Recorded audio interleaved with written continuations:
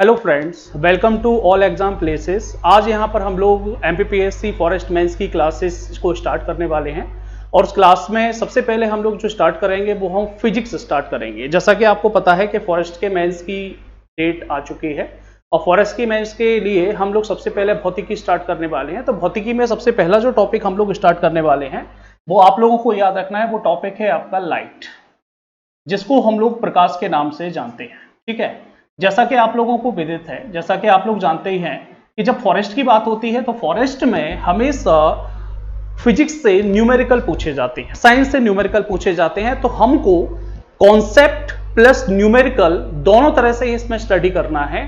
तो हम सबसे पहले लाइट के बारे में डिस्कस करेंगे और आपको पता भी है कि लाइट क्या है। Light is a form of energy. Light ऊर्जा का एक रूप होती है, ये आपको याद रखना है। और अगर ऊर्जा का ये ग्रुप है तो डेफिनेटली एक जगह से दूसरी जगह तक ये ट्रैवल भी करेगी। तो कुछ लाइट के बेसिक कॉन्सेप्ट हैं, उनको मैं पहले आप लोगों को यहां बता देना चाहता हूं। उसके बाद फिर हम कॉन्सेप्ट पे चलेंगे और कॉन्सेप्ट के बाद फिर हम न्यूमेरिकल के बारे में डिस्कस करेंगे कि जो एग्जाम में या एग्जाम पॉइंट ऑफ व्यू से काफी इंपॉर्टेंट होते हैं। चलिए स्टार्ट करते हैं। देखो, लाइट के बारे में अभी अभी मैंने यहां पर डिस्कस किया कि लाइट क्या है।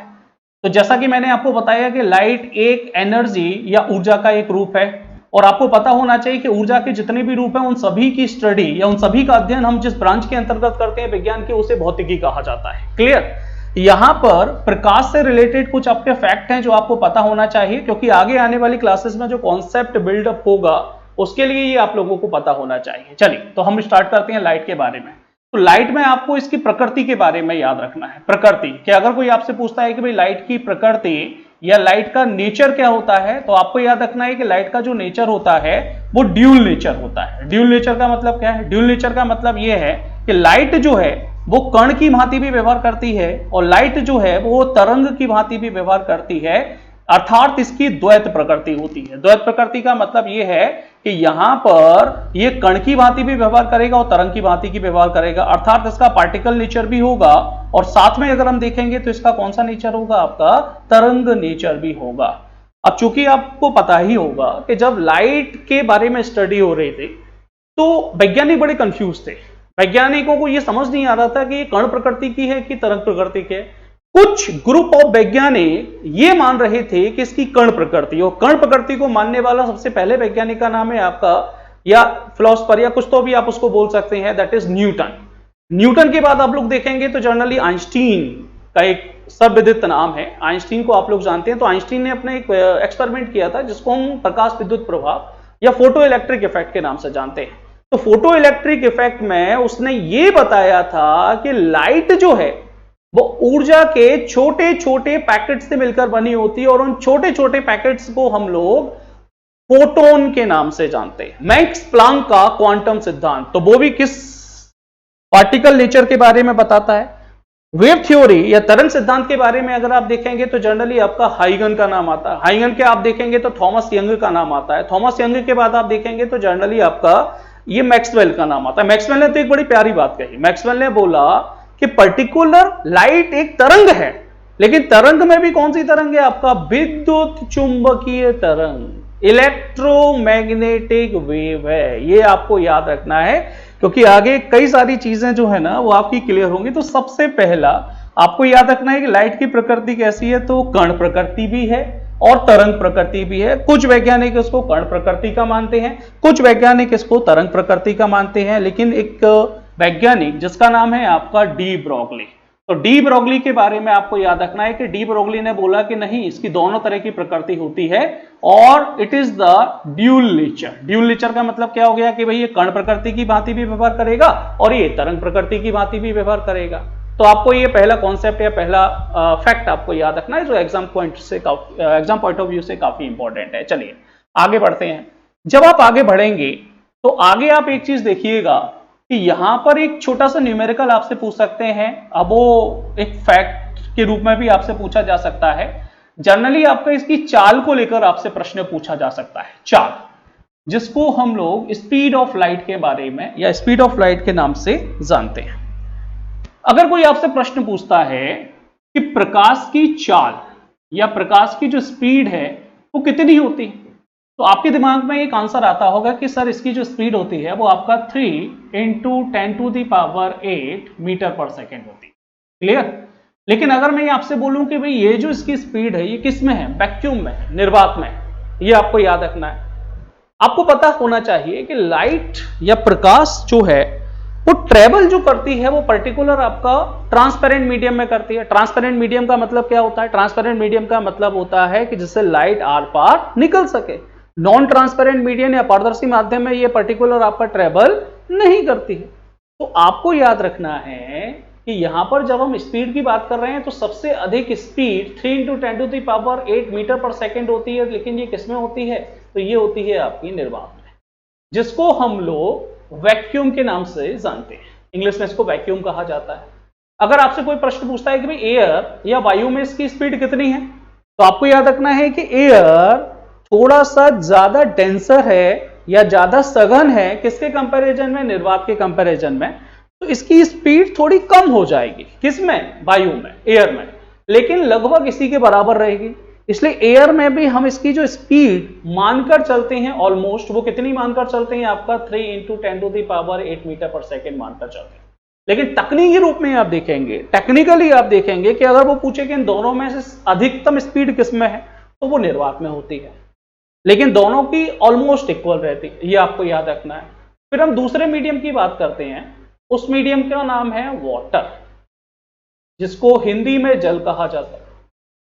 उसके बाद फिर आपको ग्लास में पूछा जा सकता है कांच में इसकी स्पीड कितनी होती है। फिर आपको डायमंड या हीरे में इसकी स्पीड आपकी पूछी जा सकती है, या कोई भी आपको ऐसा माध्यम दिया जा सकता है जिसका अपवर्तनांक आपको दिया गया होगा और आपसे पूछा जाएगा कि भैया इसमें लाइट की स्पीड क्या है। ये एक बेसिक सा क्वेश्चन आपका बन सकता है। अब देखना, यहां पर एक वर्ड मैंने अभी अभी लिया, उसका नाम लिया मैंने बोला अपवर्तनांक। उसको इंग्लिश में बोलते हैं refractive index, RI, refractive index के नाम से जाना जाता है। अब ये रिफ्रैक्टिव इंडेक्स या RI होता क्या है? देखो यहां पर अगर आप ध्यान से देखेंगे तो आप जितने भी मीडियम आप देख रहे हैं वो सारे के सारे कैसे हैं? आपका ट्रांसपेरेंट है। एयर है, वाटर है, ग्लास कांच है और हीरा है। ठीक है, लेकिन आपको एक चीज ध्यान रखनी है कि वायु से जैसे वाटर में जाते हैं तो मॉलिक्यूल पास पास में आ जाते हैं। वाटर से ग्लास में जाएंगे तो और पास पास में आ जाएंगे क्योंकि ठोस है, और ग्लास से हीरे में जाएंगे तो हीरा और ज्यादा कठोरतम पदार्थ होता है तो उसमें मॉलिक्यूल और ज्यादा पास पास में आ जाते हैं। तो इसका मतलब क्या है कि यहां पर हो क्या रहा है? यहां पर आप देखेंगे कि डेंसिटी या सघनता, घनत्व जो है वो बढ़ता जा रहा है, और जैसे जैसे घनत्व बढ़ता जाएगा स्पीड क्या होती जाएगी? आपकी कम होती जाएगी। तो यहां पर उसी डेंसिटी को हम टेक्निकल टर्म्स में हम रिफ्रैक्टिव इंडेक्स या अपवर्तनांक के नाम से जानते हैं। आगे हम इसके बारे में डिटेल में पढ़ेंगे। अपवर्तनांक भी आप देखेंगे, रिफ्रैक्टिव इंडेक्स भी देखेंगे। तो there are 2 types of refractive index. 2 तरह का रिफ्रैक्टिव इंडेक्स होता है।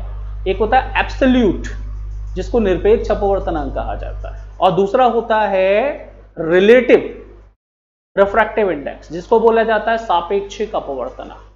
अगर किसी माध्यम की सघनता या अपवर्तनांक निर्वात के सापेक्ष हम लोग उसको मेजर कर रहे हैं तो उसको हम बोलेंगे निरपेक्ष अपवर्तनांक। चूंकि हम निर्वात के सापेक्ष ले रहे हैं, विथ रेस्पेक्ट टू वैक्यूम ले रहे हैं, तो उसकी वैल्यू क्या आएगी? फिक्स आएगी। बिल्कुल वैल्यू फिक्स आएगी। जैसे अगर मैं बोलूंगा कि भाई निर्वात का अपवर्तनांक, तो मैं ये बोलना चाह रहा हूं कि निर्वात का निरपेक्ष अपवर्तनांक, तो उसकी वैल्यू फिक्स होगी। लेकिन सापेक्षिक अपवर्तनांक में विथ रेस्पेक्ट टू लेंगे वो अलग अलग होता जाएगा। मतलब किसके सापेक्ष आप ले रहे हैं, तो जिसके भी सापेक्ष आप लेंगे वो मीडियम चेंज होगा, और अगर वो मीडियम चेंज होगा तो डेफिनेटली आपको याद रखना है कि वो म्यू की वैल्यू, ये रिफ्रैक्टिव इंडेक्स, इसको म्यू से हम डिनोटेट करते हैं, उसकी वैल्यू भी क्या होती जाएगी? आपकी बदलती जाएगी। तो यहां पर जिस अपवर्तनांक की मैं बात कर रहा हूं वो अपवर्तनांक कौन सा है? आपका निरपेक्ष अपवर्तनांक। इसको एब्सोल्यूट कहा जाएगा। क्या कहा जाएगा? एब्सोल्यूट कहा जाएगा। ठीक है, तो ये आपको याद रखना है। एब्सोल्यूट मतलब किसके रेस्पेक्ट में? निर्वात के रेस्पेक्ट में। तो अगर निर्वात का हम निरपेक्ष अपवर्तनांक या सामान्य भाषा में अपवर्तनांक हम लोग बोले तो इसका कितना होता है? तो इसका 1 होता है। ये आपको याद रखना है।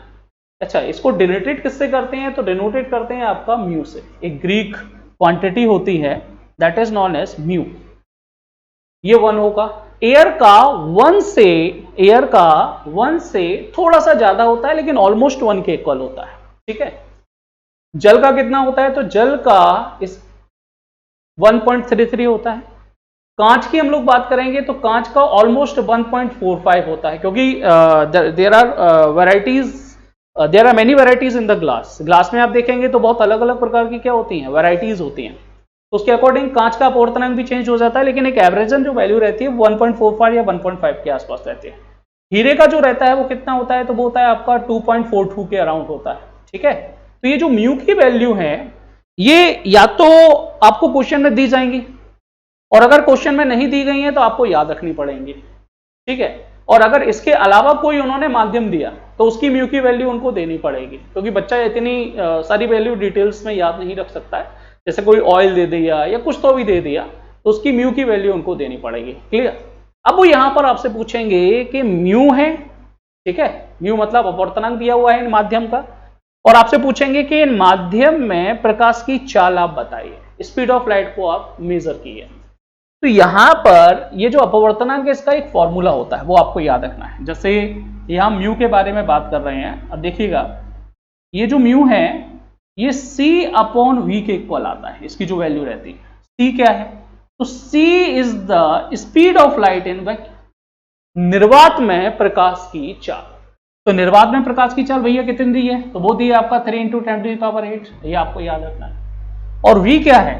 तो v the speed of light in the medium, जो भी माध्यम जिसका अपवर्तनांक दिया है उसमें उस प्रकाश की चाल को हम v से डिनोटेट करते हैं, ये आपको याद रखना है। तो अब ये निकालना है, ये दिया गया होगा, अब ये फॉर्मूला आपको इस्तेमाल करना पड़ेगा। इस फॉर्मूले में 2 अननोन क्वांटिटीज हैं, ध्यान से देखिएगा, ध्यान से। 2 अननोन क्वांटिटीज, सी तो नोन है, वो तो फिक्स है, उसकी वैल्यू 3 × 10⁸ मीटर पर सेकेंड। लेकिन v और म्यू की वैल्यू आपको पूछ सकते हैं, एक वैल्यू आपको देंगे और दूसरी वैल्यू आपसे पूछी जाएगी। तो आपको याद रखना है। अब यहां पर आपसे बोला कि भाई कांच में आप लाइट की स्पीड निकालो, तो क्या करेंगे? यही फॉर्मूला तो लगाएंगे, mu equal to c upon v दिया हुआ है, लगा दो। म्यू कितना दिया है? तो आपको पता है कि भाई 1.45 दिया हुआ है, ठीक। उसके अलावा आप देखेंगे तो c कितना है? तो c 3 × 10⁸ है भाई। निकालना क्या? v किस में निकालना है? कांच में निकालना है, ग्लास में निकालना है। अब देखो इसको इधर सेपरेट कर लेंगे, vg, ये कितना हो जाएगा? 3 × 10⁸, और यहां पर आप देखेंगे तो 1.45, ठीक है। अब आप इसको डिवाइड कर दो, भाग लगा दो। तो भाग लगाना तो आता होगा ना, आप डिवाइड करेंगे और यहां पर आपको आंसर मिलेगा that speed of light in the glass, जो भी इसकी वैल्यू निकल कर आएगी, ठीक है। नॉर्मल 1.45 को यहां पर ये पॉइंट हटाएंगे, फिर यहां 2 जीरो बढ़ जाएंगे, ओके।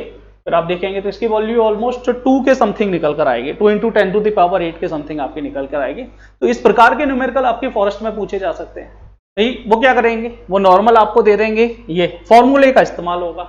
अगर न्यूमेरिकल में अपवर्तनांक के बारे में बात हो रही है, निरपेक्ष अपवर्तनांक के बारे में बात हो रही है, और फॉर्मूले में speed of light in that medium, मतलब उस माध्यम में प्रकाश की चाल की बात हो रही है, तो वहां पर यहां ये फॉर्मूला लगेगा और दोनों में से कोई एक चीज देंगे और एक चीज पूछेंगे, ये आपको याद रखना है।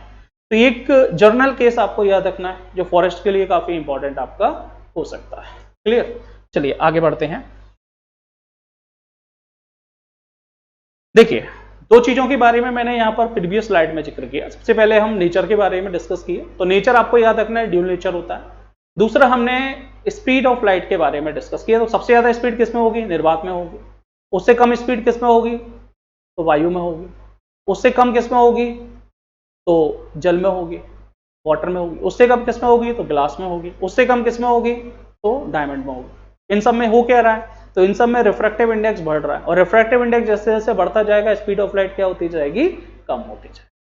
तो एक कॉन्सेप्ट आपको ये याद रखना है। अब देखना, लाइट का एक और बेसिक कॉन्सेप्ट है जिसके बारे में थोड़ा सा मैं बता देता हूं। लाइट का जो एक बेसिक कॉन्सेप्ट है वो उसके रंग को लेकर, रंग या कलर को लेकर। आपको पता है कि भाई जो लाइट होती है, स्पेशली आपकी स्पेशली आप देखेंगे तो जो व्हाइट लाइट होती है, और व्हाइट लाइट में भी आप देखेंगे सूर्य का प्रकाश होता है, तो आपको पता है कि वो 7 अलग अलग रंगों से मिलकर बना होता है। ये बचपन में आप लोगों ने बहुत अच्छे से पढ़ा भी था। 7 अलग अलग रंग में हम लोग देखेंगे तो हिंदी में उसका एक सूत्र होता था, बै जानी हपी नाला। इंग्लिश में हम उसको विबियोर के नाम से जानते हैं, तो ये आपको याद रखना है, विबियोर। और हिंदी में इसको क्या बोला जाएगा, वे जानी अपी नाला। ठीक है, ये V violet, I indigo, B blue, G green, Y yellow, O orange और आर रेड। बैगनी, जामुनी, नीला, हरा, पीला, नारंगी और लाल। तो जितना भी आपको व्हाइट कलर दिखाई देता है, ये व्हाइट कलर है ही नहीं है, it is the combination of 7 different colour. 7 अलग अलग रंग का है, कॉम्बिनेशन है, अलग अलग डिफरेंट कलर्स का कॉम्बिनेशन, और कॉम्बिनेशन से आपको जो कलर दिखाई देता है वो व्हाइट कलर दिखाई देता है। तो जो सूर्य का प्रकाश आता है, या जो भी आप प्रकाश देखते हैं, स्पेशली सूर्य के प्रकाश की मैं बात करूं, तो सूर्य का प्रकाश एक तरह से विद्युत चुंबकीय तरंग है अगर मैक्सवेल को देखें तो। और सूर्य के प्रकाश में वो भाग जिसको हम देख पा रहे हैं उसको बोला जाता है दृश्य स्पेक्ट्रम, विजिबल स्पेक्ट्रम। और विजिबल स्पेक्ट्रम की खोज किसने की थी, न्यूटन ने की थी। और विजिबल स्पेक्ट्रम में जो कलर आपको दिखाई देते हैं वो सारे के सारे ये दिखाई देते हैं। तो अगर आपसे कोई पूछता है कि भाई सूर्य के प्रकाश का दृश्य स्पेक्ट्रम कौन सा है, तो दृश्य स्पेक्ट्रम जो है या विजिबल स्पेक्ट्रम जो है वो कौन सा है, तो ये विबजियोर वाला है, ये आपको याद रखना है। अब इसमें कुछ पॉइंट आपको याद रखना है जो एग्जाम पॉइंट ऑफ व्यू से काफी इंपॉर्टेंट है। क्या याद रखना है, आपको याद रखना है कि जैसे जैसे हम बैंगनी रंग से लाल रंग की ओर बढ़ेंगे, as we go from violet to red colour, जो तरंग है इस तरंग की तरंग धैर्य, इस तरंग की जो तरंग धैर्य, जिसको इंग्लिश में हम लोग किस नाम से जानते हैं, आपका वेवलेंथ के नाम से जानते हैं। ये वेवलेंथ क्या होती जाएगी, तो आपको याद रखना है कि वेवलेंथ बढ़ती जाएगी। ये आपको याद रखना, ये डायरेक्ट फैक्ट आपको याद रखना है कि जैसे जैसे हम बैंगनी रंग से लाल रंग की तरफ जाएंगे, आपकी तरंग धैर्य जो है वो क्या होगी, आपकी बढ़ती जाएगी। ये मैं क्यों बोल रहा हूं, ये मैं इसलिए बोल रहा हूं क्योंकि यहां पर जब हम आगे की तरफ पढ़ेंगे ना, तो आगे की तरफ ये कॉन्सेप्ट आपके काम में है। क्लियर। दूसरी चीज आपको याद रखना है कि जैसे जैसे बैंगनी रंग से लाल रंग की तरफ बढ़ेंगे तो तरंग धैर्य तो बढ़ेगी। मतलब अगर इसमें मैं बोलूं कि सबसे ज्यादा तरंग धैर्य किसकी होगी, तो वो लाल रंग की होगी, सबसे कम किसकी होगी, तो बैंगनी रंग की होगी। तो तरंग धैर्य बढ़ने के साथ साथ यहां पर आवृत्ति में क्या परिवर्तन होगा, आवृत्ति, आवृत्ति जिसको फ्रीक्वेंसी के नाम से हम लोग जानते हैं। तो आवृत्ति या फ्रीक्वेंसी की हम लोग बात करेंगे, तो आवृत्ति या फ्रीक्वेंसी जो है ना वो कम हो जाए, क्या होगा, कम हो जाएगी। वो कम क्यों होगी, वो कम इसलिए होगी क्योंकि आपने एक रिलेशन पढ़ा होगा। क्या रिलेशन पढ़ा है, आपने एक रिलेशन पढ़ा होगा तरंग धैर्य और फ्रीक्वेंसी के बीच में। वो रिलेशन है आपका lambda equal to V upon F. That is the basic relation between तरंग धैर्य, वेवलेंथ एंड फ्रीक्वेंसी। तरंग धैर्य और आवृत्ति के बीच का जो बेसिक रिलेशन है वो आपका ये वाला वी और एफ वाला। अब वी में आप देखेंगे तो क्या है, वी तरंग की स्पीड। यहां लाइट की बात हो रही है तो भैया यहां क्या हो जाएगा, तो यहां आपका सी हो जाएगा, होगा कि नहीं होगा। ठीक है, ऊपर हम लोग क्या लिख सकते हैं, सी।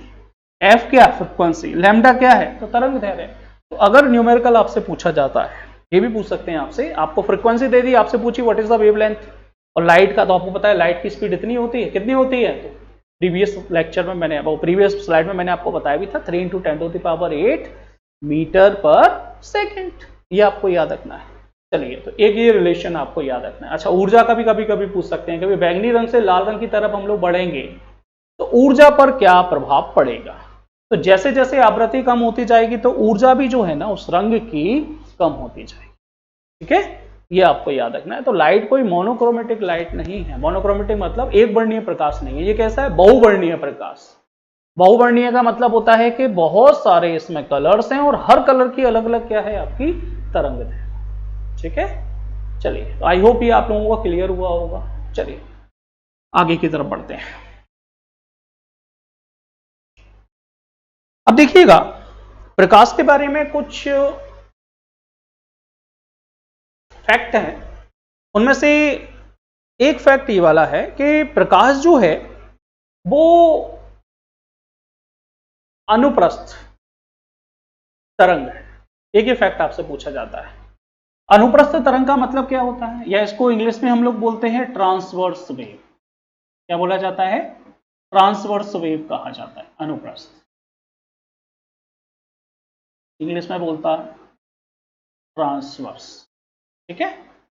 और एक चीज और इसमें लिखी होती है कि ये अयांत्रिक तरंग है।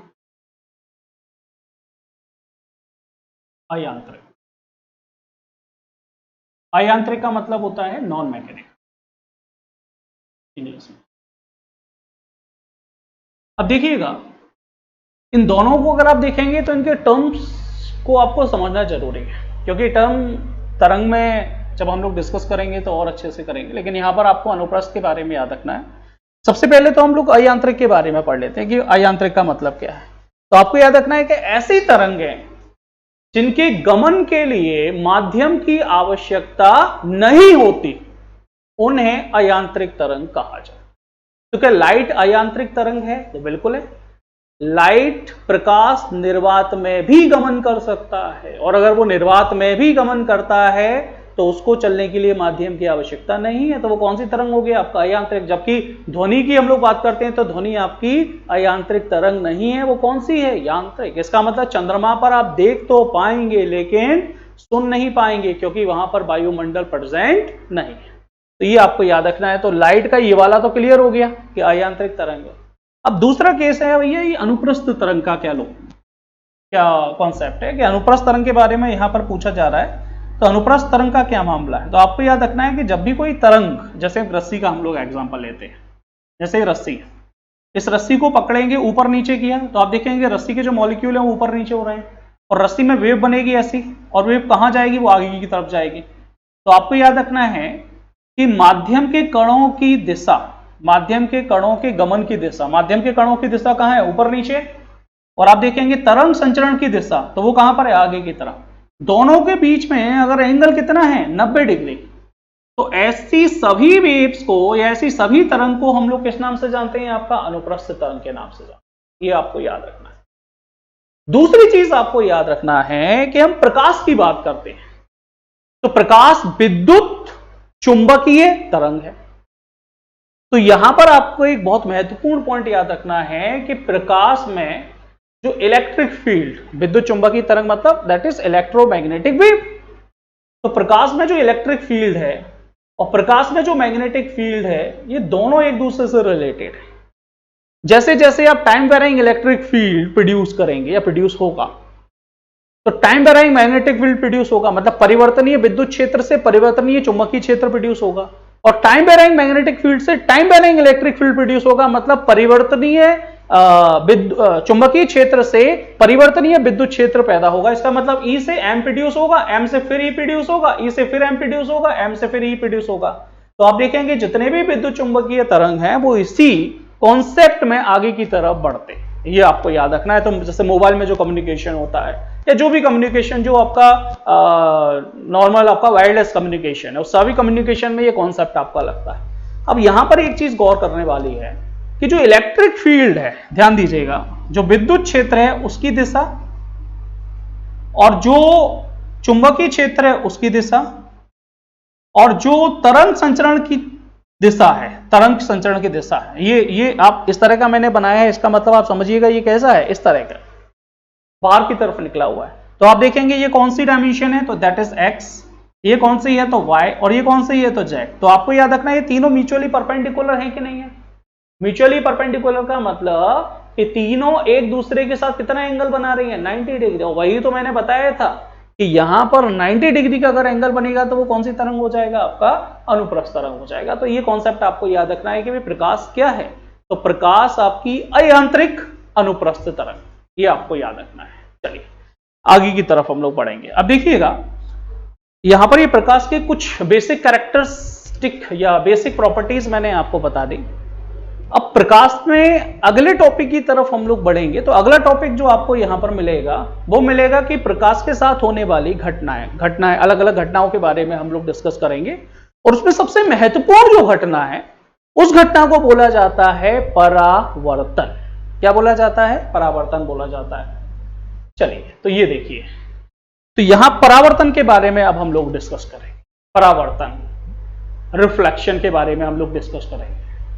तो जब भी हम प्रकाश किरण के बारे में, लाइट रे के बारे में बात करेंगे तो लाइट जाएगी और किसी पॉलिश्ड या समतल या किसी भी पॉलिश सरफेस, वो समतल भी हो सकता है और आपका किसी और आकार में भी हो सकता है, टकराएगी और टकराने के बाद वापस आ जाएगी। तो इस घटना को हम लोग किस नाम से जानते हैं? इस घटना को परावर्तन के नाम से जानते हैं, रिफ्लेक्शन के नाम से जाना जाता है। ये आपको इंपॉर्टेंट चीज आपको याद रखना है। अब यहां पर आपका दिया हुआ है समतल दर्पण से, तो समतल दर्पण के बारे में हम लोग पढ़ेंगे और बहुत सारे दर्पण के बारे में हम लोग पढ़ेंगे। और हमारा जो मोटिव रहेगा वो उन्हीं पर रहेगा कि उसको न्यूमेरिकल क्वेश्चन या कॉन्सेप्ट वाले क्वेश्चन किस तरह से पूछे जा सकते हैं फॉरेस्ट एग्जाम में। अब देखिएगा, थोड़ा सा समझिएगा। जब हम समतल दर्पण से परावर्तन की बात करते हैं तो दर्पण आपको याद रखना है कि दर्पण क्या होता है। तो दर्पण एक ऐसी सतह होती है या एक ऐसा ग्लास होता है, ध्यान से देखिएगा, जिसकी एक सतह पर तो पॉलिश कर दी जाती है, दर्पण, जिसको हम लोग मेनली मिरर के नाम से जानते हैं। तो इसकी एक सतह पर तो क्या कर दी जाती है? पॉलिश कर दी जाती है। और दूसरी सतह की हम लोग बात करेंगे तो उससे लाइट आएगी, टकराएगी और वापस चले जाएगी। मतलब दूसरी सतह आपकी रिफ्लेक्टेड सरफेस की तरह काम करेगी या परावर्तक सतह की तरह काम करेगी। तो वो सरफेसेस को हम लोग क्या नाम से जानते हैं? दर्पण के नाम से जानते हैं। और अगर वो समतल या प्लेन फॉर्म में है तो उसको क्या बोला जाता है? आपका समतल दर्पण कहा जाता है। चलिए अब देखिएगा, यहां पर लिखा है किरण प्रकाशिकी। देखो, जब भी हम प्रकाश को किरण के रूप में मानते हैं तो जब भी उसकी स्टडी की जाती है तो जनरली आपका उसको रे ऑप्टिक्स या किरण प्रकाशिकी के अंतर्गत हम लोग मानते हैं। तो इसमें क्या बोला गया? इसमें दो घटनाएं बहुत इंपॉर्टेंट होती हैं। सबसे पहली घटना कौन सी है? परावर्तन। और दूसरी घटना कौन सी है? अपवर्तन। परावर्तन को रिफ्लेक्शन कहा जाता है, अपवर्तन को रिफ्रैक्शन कहा जाता है। दोनों में मेन अंतर क्या होता है? परावर्तन का मतलब होता है कि कोई प्रकाश किरण, लाइट रे गई, किसी सतह से टकराई और टकराने के बाद उसी माध्यम में वापस आ गई, तो इस घटना को परावर्तन कहते हैं। लेकिन अपवर्तन का मतलब होता है कि जब भी कोई प्रकाश किरण, लाइट रे, एक माध्यम, एक मीडियम से दूसरे मीडियम में जाएगी, दूसरा मीडियम ट्रांसपेरेंट होना चाहिए, तो चूंकि सघनता में अंतर, अपवर्तनांक में अंतर, तो लाइट रे सीधी जाने की बजाय अपने मार्ग से थोड़ा सा विचलित हो जाती है, डेविएट हो जाती है। इस घटना को हम लोग किस नाम से जानते हैं? तो अपवर्तन के नाम से जानते हैं। तो आपको याद रखना है कि किरण प्रकाशिकी में दो प्रमुखतः घटनाएं होती है, एक परावर्तन और दूसरी अपवर्तन। तो अपवर्तन के लिए अलग से हम पढ़ेंगे, वो तो डिटेल में हमको पढ़ना है। हम आज जो क्लास लेंगे वो किसके बारे में लेंगे? परावर्तन के बारे में लेंगे। तो यहां पर बोला भी है कि जब प्रकाश की किरण किसी ऐसी सतह से टकराती हैं जो दो माध्यम को पृथक करती है, तो कुछ प्रकाश किरणें उसी माध्यम में वापस आ जाती हैं, कुछ प्रकाश किरणें दूसरे माध्यम में प्रवेश कर जाती हैं। उस माध्यम में लौटने को घटना को प्रकाश का परावर्तन और दूसरे माध्यम में प्रवेश करने की घटना को क्या बोला जाता है? अपवर्तन। तो मैंने आपको बताया भी था कि दूसरे माध्यम में अगर प्रवेश कर रही है और अपने मार्ग से विचलित हो रही है तो इस घटना को हम लोग किस नाम से जानेंगे? रिफ्रैक्शन के नाम से जानेंगे।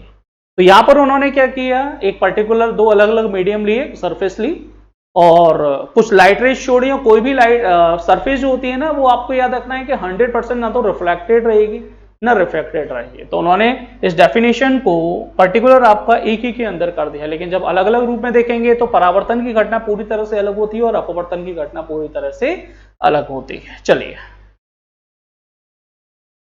देखिएगा, यहां पर डिटेल में अब हम लोग जो स्टार्ट करेंगे वो परावर्तन के बारे में करेंगे। परावर्तन के बारे में बताया कि विभाजक तल, कोई भी दो माध्यम, जैसे यहां पर मैंने एक, जैसे ये मीडियम है, यहां पर मैंने क्या लिया? एक सरफेस ले ली और ये जो सरफेस है इस पर हमने पॉलिश की। और आपको याद रखना है कि पॉलिश किसकी की जाती है? तो चांदी की जाती है।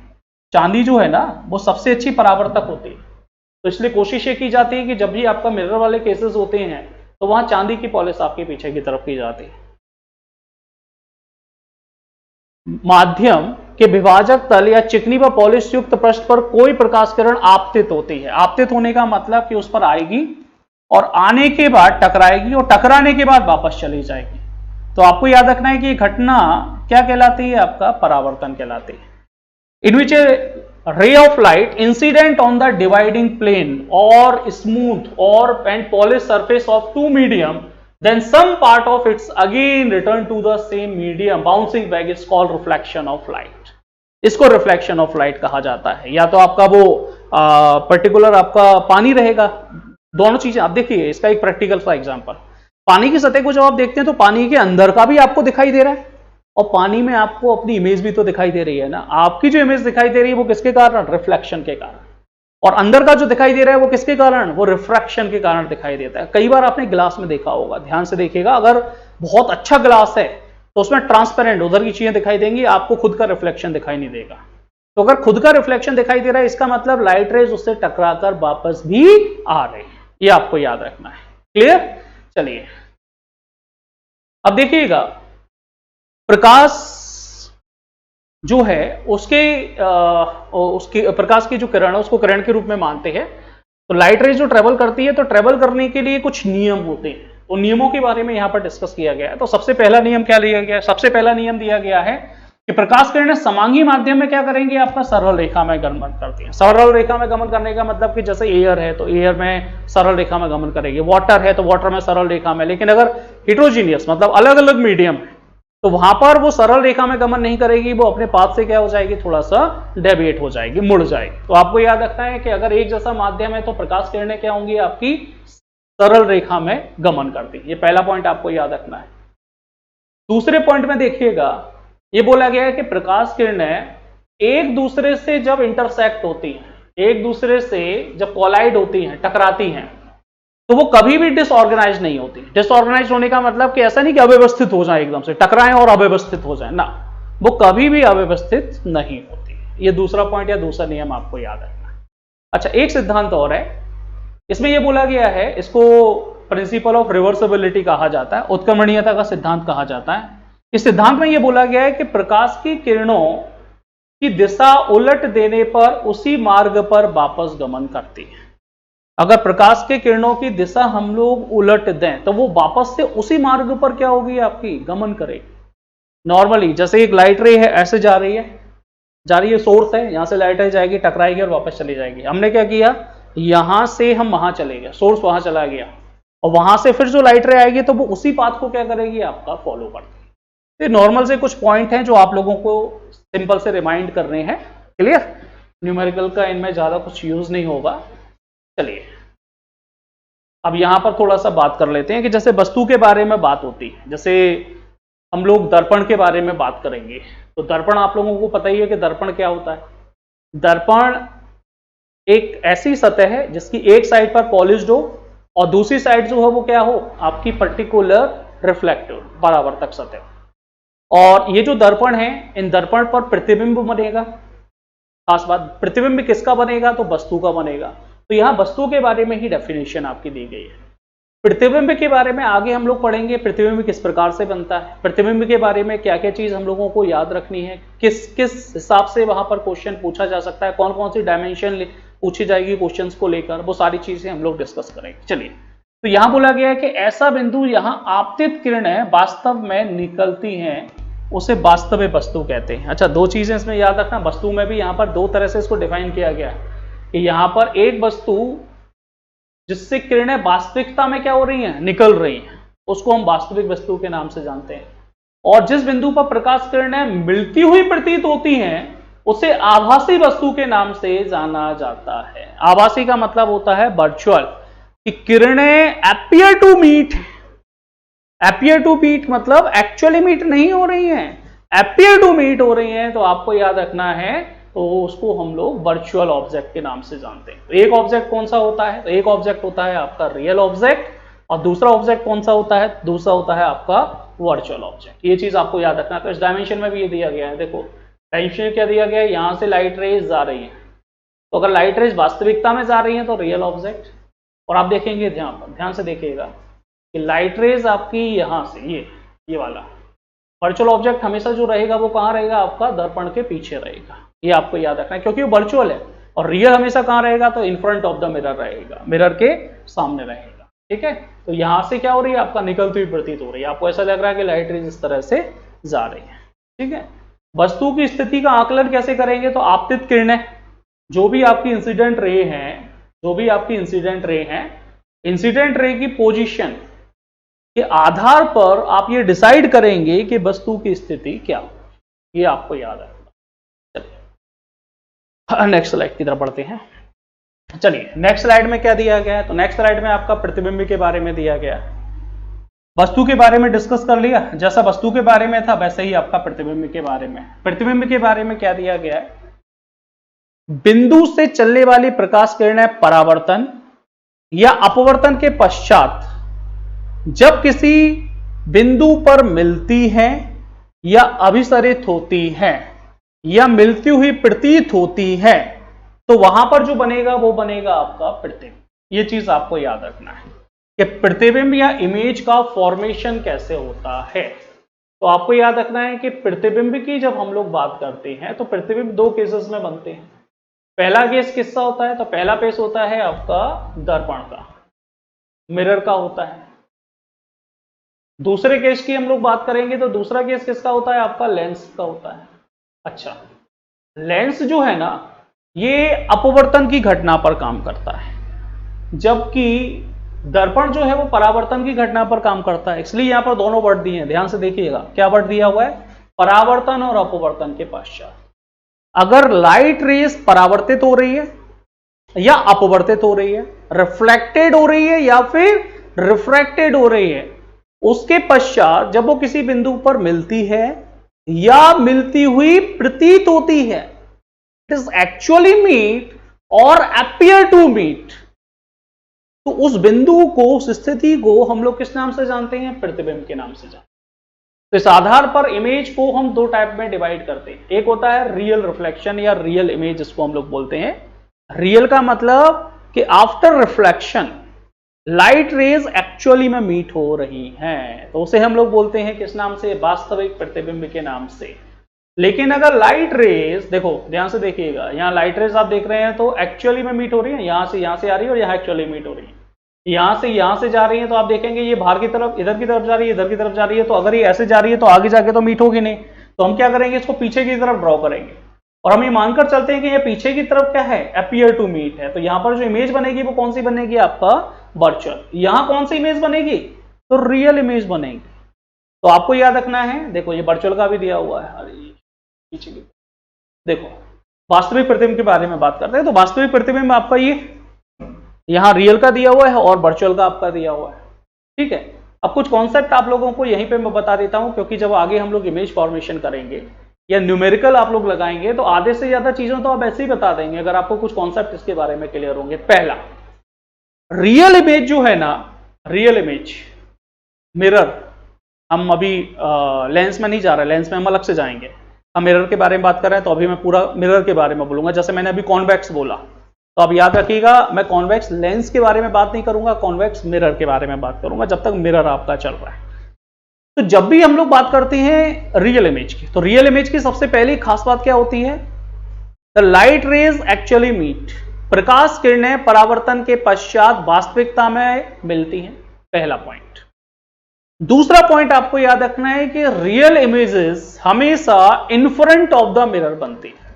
In front of the mirror का मतलब कि ये हमेशा कहां बनेंगी, दर्पण के सामने बनेंगे, पीछे नहीं बनेंगे। दूसरा पॉइंट किसमें याद रखना है, रियल इमेज। तीसरा पॉइंट आपको याद रखना है कि रियल इमेजेस जितनी भी बनती हैं सारी उल्टी बनती हैं। उल्टी, उल्टी का मतलब इन्वर्टेड बनती है। इन्वर्टेड का मतलब कि जैसे अपने आप को किसी ऐसे मिरर में देखो जो रियल इमेज बनाएगा, तो आपका सिर नीचे दिखाई देगा, पैर आपको ऊपर दिखाई देंगे। नेक्स्ट, रियल इमेजेस को हमेशा स्क्रीन या पर्दे पर प्राप्त किया जा सकता है, it can be obtained on the screen. तो ये पॉइंट आपको याद रखने हैं, किसके बारे में, रियल इमेज के बारे में बोलूंगा। रियल इमेज बनेगी, आपको याद कर देना है कि भैया बन रही है, लेकिन साथ में वो कैसी होगी, आपकी इन्वर्टेड। इन्वर्टेड का मतलब क्या होगा, तो इन्वर्टेड का मतलब आपको याद रखना है दैट इज उल्टा। ये आपको याद रखना है, कैसी बनेगी, आपका उल्टी बनेगी। ठीक है, जबकि वर्चुअल इमेजेस हमेशा कैसी बनेगी, आपकी सीधी बनेगी। ये आपको याद रखना है। चलिए आगे बढ़ते हैं। देखो यहां पर ये कुछ फैक्चुअल कंटेंट दिए गए हैं। इसमें दिया गया कम से कम 2 परावर्तित अपरिवर्तित किरणें प्रतिबिंब की स्थिति को ज्ञात करने के लिए आवश्यक। भाई आप बोल रहे हैं प्रतिबिंब बनेगा कहां या कैसे बनेगा, तो आपने बोला कि लाइट रेज परावर्तन या अपवर्तन के बाद एक दूसरे को काटेंगी ना, और जब वो एक दूसरे को काटेंगी तो काटने के लिए कम से कम कितनी किरणें चाहिए? 2। तो प्रतिबिंब की स्थिति, उसका नेचर और उसके बारे में और भी जानकारी जानने के लिए हमको कम से कम कितनी, एटलीस्ट कितनी हमको लाइट रेज चाहिए? तो एटलीस्ट 2 रिफ्लेक्टेड और रिफ्रैक्टेड रेज आपको चाहिए, ये यहां पर बोला गया। तो क्या बोला गया? बड़ा सिंपल सा क्वेश्चन, सिंपल सा फैक्ट इसमें बोला गया। दूसरा क्या बोला है? प्रतिबिंब की स्थिति का आकलन परावर्तित या अपवर्तित किरणों के आधार पर किया जाता है। ये बिल्कुल सही है, उसकी स्थिति का आकलन कि कहां बन रही है वो परावर्तित या अपवर्तित किरणों के आधार पर किया जाता है, ये आपको याद रखना है।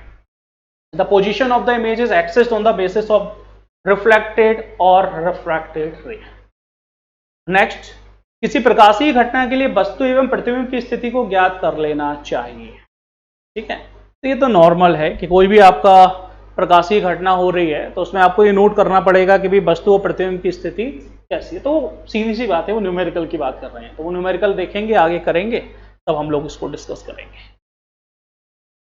देखिए, हाँ, ये परावर्तन के नियम, ये काफी इंपॉर्टेंट भी हैं और सिंपल भी हैं, बहुत सिंपल है। ये आपसे पूछ सकते हैं कि परावर्तन के नियम क्या है। देखो, ये डायग्राम मैंने यहां पर बनाया था पिछली बार, वैसे एक डायग्राम यहां पर बना हुआ है, ध्यान से देखिएगा। ये सरफेस है, सतह है, पॉलिश्ड सतह है। तो पॉलिश्ड है तो किसकी पॉलिश होगी? तो मैंने आपको बताया था चांदी सबसे अच्छी परावर्तक है, तो चांदी की पॉलिश्ड होगी।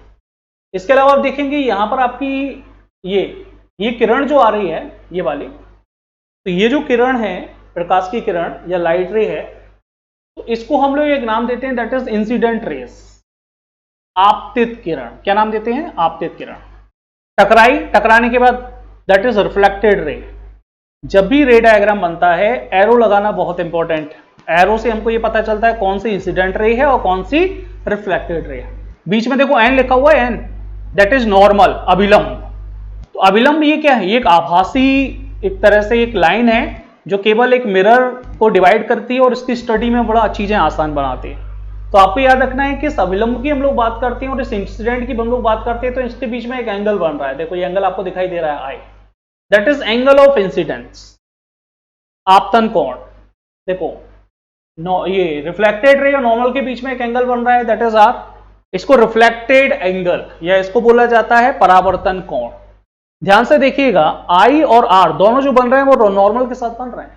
ठीक है, तो परावर्तन के नियम में पहला नियम तो यही बोलता है कि I must be equal to R, मतलब आपतन कोण का मान परावर्तन कोण के हमेशा क्या होना चाहिए? बराबर होना चाहिए। ये पहला नियम, ये आपको याद। दूसरा आपको याद रखना है, आपतित किरण, परावर्तित किरण और परावर्तन सतह पर आपतन बिंदु, सतह पर आपतन बिंदु पर अविलंब सभी एक ही तल में होना चाहिए। सिंपल समझो इसको। आपतित किरण किसके बारे में बात कर रहा है? वो इसके बारे में। परावर्तित किरण वो इसके बारे में बात कर रहा है। अविलंब और ये जो बिंदु है आपतन बिंदु, जिस पर किरण क्या हो रही है? आपतित हो रही है, वो तीनों किसमें होना चाहिए? आपका एक ही तल में होना चाहिए। एक ही तल का मतलब कि अगर मैंने किसी बॉल को फेंका तो बॉल जाएगी, टकराएगी और टकराने के बाद सीधी चली जाएगी, वो इधर और उधर स्विंग नहीं। अगर इधर उधर स्विंग हो रही है तो उसको परावर्तन, परफेक्ट रिफ्लेक्शन हम मानते ही नहीं है, उसको इररेगुलर रिफ्लेक्शन माना जाता है। तो ये दो कंडीशंस आपको याद रखना है कि incident ray, reflected ray, normal, ये तीनों एक ही तल, एक ही प्लेन में होना चाहिए, all lie in the same plane, ये आपको याद रखना है। क्लियर? चलिए, ये एक स्पेशल कंडीशन आपकी दी हुई है। इस कंडीशन में बड़ी नॉर्मल सी चीज है, देखिएगा। ये बोला है कि कोई भी लाइट रे अगर परपेंडिकुलर किसी सरफेस पर हम लोग डालेंगे, ऐसा, ठीक है, परपेंडिकुलर डालेंगे तो नॉर्मल के साथ एंगल कितना हो जाएगा? 0 0 हो जाएगा, तो आई 0 हो जाएगा, आर 0 हो जाएगा। यदि आपतित किरण परावर्तक सतह पर लंबवत होती है और परावर्तन के पश्चात उसी मार्ग में वापस लौट आती है, इसका मतलब कि अगर आई 0 है तो आर भी 0 होगा, तो अगर लाइट जाएगी तो उसी मार्ग पर क्या होगी? वापस आ जाएगी। तो आपको याद रखना है कि ये जो केस है, एक स्पेशल केस है। इसको नॉर्मल रेस या अविलंब किरण भी कहा जाता है, कि जो परपेंडिकुलर जाती है किसके? सतह के परपेंडिकुलर जाती है और जाने के बाद टकराती है, टकराने के बाद फिर वापस आ जाती है।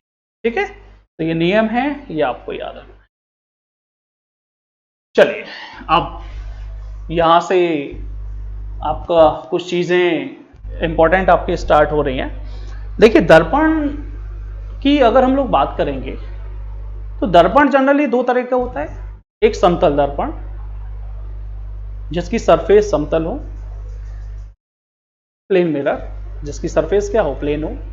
दूसरा होता है अदर सरफेसेस वाला, वो गोलीय स्फेरिकल भी हो सकता है, सिलेंड्रिकल बेलनाकार भी हो सकता है, वो कुछ और सरफेसेस का भी हो सकता है। लेकिन हमारे सिलेबस में कौन सा है, तो गोलीय। हम लोग जो डिटेल में पढ़ेंगे वो किसके बारे में पढ़ेंगे, गोलीय के बारे में पढ़ेंगे, जिसमें फिर आपको दो टाइप मिलेंगे, एक कॉनकेव मिलेगा और दूसरा कौन सा मिलेगा, आपको कॉन्वेक्स मिलेगा। चलिए अब देखो यहाँ पर सबसे पहले तो हम लोग किसके बारे में बात कर रहे हैं, तो समतल सतह, प्लेन सरफेस के बारे में बात कर रहे हैं।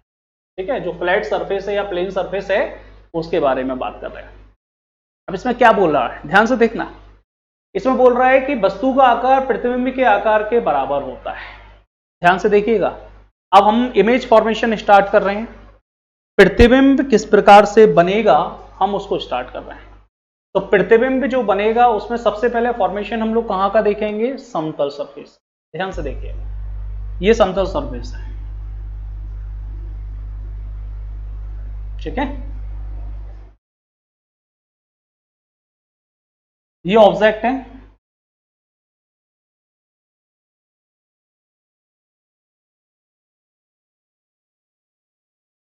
ठीक है, इसकी हाइट है h और इसका जो डिस्टेंस है वो कितना है आपका d। फिर आपसे ये क्वेश्चन पूछ रहे हैं या पूछेंगे कि समतल दर्पण में, प्लेन मिरर में ऑब्जेक्ट की हाइट h है, तो इमेज के साथ साथ क्या क्या वेरिएशन होगा। तो आपको मैं यहां बता देना चाहता हूं कि जितनी दूरी पर, जितनी डिस्टेंस पर ऑब्जेक्ट रखा है उतनी डिस्टेंस पर क्या बनेगी, इमेज बनेगी। पहली चीज, इमेज जो बनेगी वो हमेशा कहां प्लेन मिरर की मैं बात कर रहा हूं, कहां बनेगी आपका, एट द सेम डिस्टेंस। ठीक, दूसरी चीज, जितनी हाइट ऑब्जेक्ट की है उतनी ही हाइट किसकी रहेगी, इमेज की रहेगी। इस साइड क्या है, तो इस साइड ऑब्जेक्ट है, वस्तु है। इस साइड क्या है, तो इस साइड इमेज है, प्रतिबिंब है। दो चीजें मैंने आपको क्लियर कर दी। तीसरी चीज, प्लेन मिरर, घर में जो कांच लगे होते हैं जिनमें हम अपने आप को निहारते हैं, उसमें आपको इमेज कैसी दिखाई देती है, तो आप बोलोगे सर सीधी, जैसे हम खड़े हैं वैसी दिखाई देती है। तो अगर मैं आपसे पूछूंगा कि भाई वर्चुअल है कि रियल है, तो आपके दिमाग में आना चाहिए कि सर ये वर्चुअल है। क्यों, क्योंकि वर्चुअल इमेजेस जितनी बनती हैं वो सारी की सारी कैसी बनती हैं, सीधी बनती हैं। तो अगर मैं आपसे पूछूं कि भैया ये कैसी है, सीधी है या उल्टी है, तो आपको याद रखना है कि सर सीधी है। और सीधी का मतलब क्या होता है, इरेक्ट होता है। इंग्लिश में इसको देखेंगे तो इरेक्ट, इसका मतलब सिर ऊपर पैर नीचे। लेकिन समतल दर्पण में जो इमेज बनती है वो पार्श्व उल्टी बनती है। पार्श्व उल्टी होने का मतलब लेटरल इनवर्स। लेटरल इनवर्स का मतलब होता है कि आपका जो राइट है, ध्यान दीजिएगा, उसके लेफ्ट को शो करेगा और आपका जो लेफ्ट है उसके राइट को शो करेगा। क्लियर, तो राइट और लेफ्ट में जो चेंजेस आते हैं उसको बोला जाता है लेटरल इनवर्स कॉन्सेप्ट। तो समतल दर्पण में आपकी जो इमेज होती है वो इन्वर्टेड तो नहीं होगी लेकिन लेटरल इन्वर्टेड होगी, लेटरल इनवर्स होगी। ये आपको याद रखना है। नेक्स्ट आपको याद रखना है कि कहां बन रही है, तो बिहाइंड द मिरर बन रही है, क्योंकि वर्चुअल है ना, सीधी है, साथ में कैसी है, वर्चुअल, आभासी है। वास्तविक तो है ही नहीं है, कैसी है, आभासी है, वास्तविक नहीं है। ये आपको याद रखना है। अब यहां पर ये क्वेश्चन ये जो दिया गया है, इसमें वस्तु का आकार प्रतिबिंब का आकार वो बराबर बोल रहे हैं। मैंने तो सारी चीजें बता दी है कि स्लाइड में। तो आपको याद रखना है आवर्धन का मतलब क्या होता है। आवर्धन या जिसको मैग्निफिकेशन कहा जाता है, एम से डिनोटेट करते हैं, इसका फॉर्मूला होता है height of image upon height of object. Height of image का मतलब क्या हो गया, हाइट ऑफ इमेज का मतलब होता है कि जो भी प्रतिबिंब बन रहा है उसकी कितनी ऊंचाई है।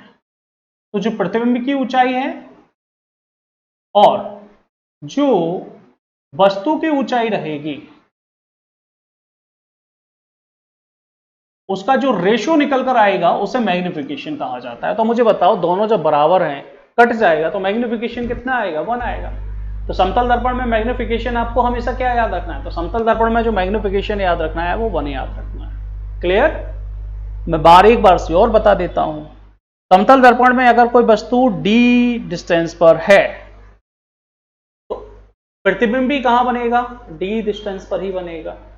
h ऊंचाई की वस्तु है तो प्रतिबिंब भी h ऊंचाई का ही बनेगा। दोनों बराबर है, एक h से डिनोटेट करते हैं, एक h डैश से डिनोटेट करते हैं और यहां पर h equal to h dash है। दूसरी चीज, आभासी है या फिर रियल है, मतलब आभासी है या वास्तविक है, रियल है या वर्चुअल है। तो आपको याद रखना है वर्चुअल है, आभासी है। आभासी है तो सीधा बन रहा है, इमेज जो बन रही है सीधी बन रही है, लेकिन पार्स उल्टी बन रही है। और कहां बनेगी? आपका बिहाइंड द मिरर, दर्पण के पीछे बनेगी। तो आपको याद रखना है कि समतल दर्पण में जब इमेज फॉर्मेशन आपको करना है तो ये कॉन्सेप्ट आपको याद है। क्लियर? चलिए, हाँ देखो इसमें भी वही लिखा हुआ है जो मैं आपको ऑलरेडी बता चुका हूं कि दर्पण से वस्तु की दूरी क्या रहेगी? दर्पण से प्रतिबिंब की दूरी सेम, मतलब distance of the object from the mirror, distance of the image from the mirror. कौन से मिरर की बात हो रही है? अभी प्लेन के बारे में बात कर रहे हैं, ये ध्यान रखिएगा। प्लेन के अलावा फिर कॉन्वेक्स कॉनकेव में जाएंगे तो वहां सारी चीजें अलग हो जाएंगी। अभी यहां केवल किसके बारे में बात हो रही है? प्लेन मिरर के बारे में बात हो रही है, समतल दर्पण के बारे में बात हो रही है।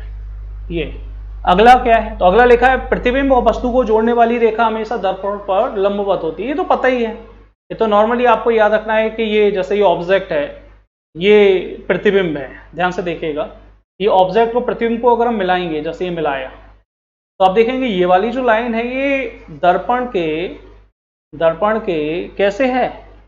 लंबवत है कि नहीं है?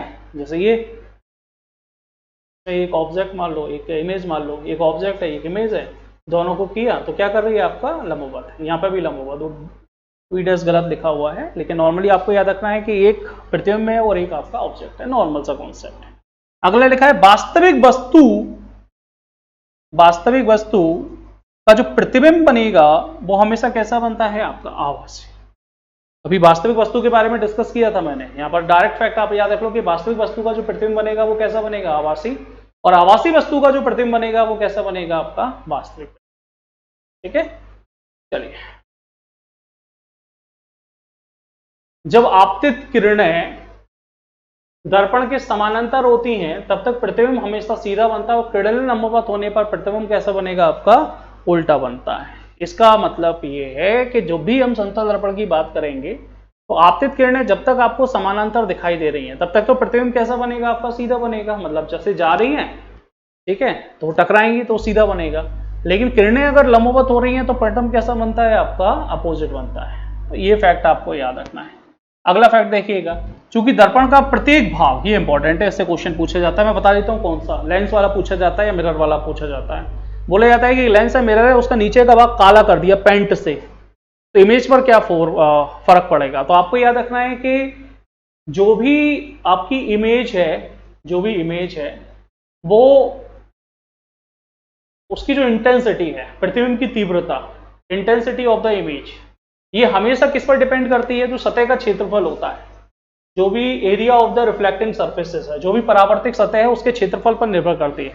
उसका क्षेत्रफल जितना कम आप कर दोगे उसकी इंटेंसिटी कम हो जाएगी लेकिन इमेज पूरी बनेगी। जैसे लेंस वाले केस में आधा लेंस ढक दिया तो इमेज पूरी बनेगी, लेकिन उस इमेज की, उस प्रतिबिंब की इंटेंसिटी क्या हो जाएगी? आपकी कम हो जाएगी। तो ये फैक्ट आपको याद रखना है कि दर्पण का प्रत्येक भाग वस्तु का पूर्ण प्रतिबिंब बनाता है, प्रत्येक भाग, लेकिन अगर उसको आधा कर दिया, 1/4 कर दिया, 1/3 कर दिया तो भी पूरी बनेगी, इमेज पूरी बनेगी, लेकिन उसकी इंटेंसिटी और उसकी तीव्रता जो है ना वो काफी कम हो जाएगी। तो ये आपको याद रखना है। चलिए, ये भी काफी इंपॉर्टेंट फैक्ट है जो पूछा जा सकता है, इससे न्यूमेरिकल बेस पर पूछा जा सकता है। देखो, जैसे कोई आपका प्लेन मिरर है, ध्यान से देखिएगा, ये प्लेन मिरर है,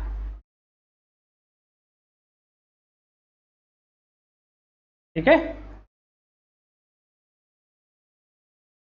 अब इस प्लेन मिरर को हम लोग क्या करें? थीटा एंगल से घुमा दें, ध्यान दीजिएगा, थीटा। तो आपतित किरण तो जो है ना वो तो उसी एंगल से आएगी। तो क्वेश्चन पूछा गया है कि जो रिफ्लेक्टेड रेज है, रिफ्लेक्टेड रेज वो पुरानी वाली से कितना एंगल मुड़ जाएगी। तो आपको याद रखना है कि पुरानी स्थिति से कितने सापेक्ष घूम जाएगी, तो वो 2 थीटा। डायरेक्ट आपको याद रखना है, इसमें डेरिवेशन की आपको जरूरत नहीं है। ये डेरिवेशन के बाद आपका लिखा गया है कि एक बार आई प्लस थीटा होगा फिर माइनस आई माइनस थीटा होगा, तो टोटल कितना निकलेगा आपका 2। वो एंगल से निकलता है, वो जरूरत उसकी नहीं है। यहाँ पर डायरेक्ट आपको याद रखना है, क्योंकि इस पर डायरेक्ट आपसे न्यूमेरिकल या क्वेश्चन पूछा जा सकता है कि अगर समतल दर्पण को हमने क्या किया, आपका थीटा एंगल से रोटेट कर दिया, तो जो रिफ्लेक्टेड रेज है ये कितने एंगल से घूम जाएगी, तो आपको याद रखना है कि ये आपका 2 थीटा एंगल से घूम जाएगी।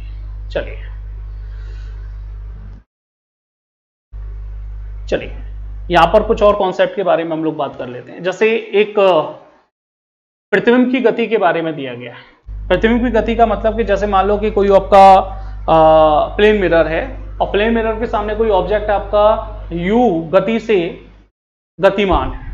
तो जब वो u गति से गतिमान है तो आपको याद रखना है कि यहां पर जो प्रतिबिंब है वो प्रतिबिंब कितनी गति से वस्तु की ओर प्रेक्षक के सापेक्ष गति करेगा। तो आपको याद रखना है कितनी गति से करेगा, तो आपको याद रखना है 2v प्लस u गति से करेगा। और यहां पर एक चीज और आपको याद रखना है कि दर्पण भी क्या कर रहा है, गति कर रहा है। और दर्पण की गति कितनी है, तो दर्पण की गति कितनी है आपका v।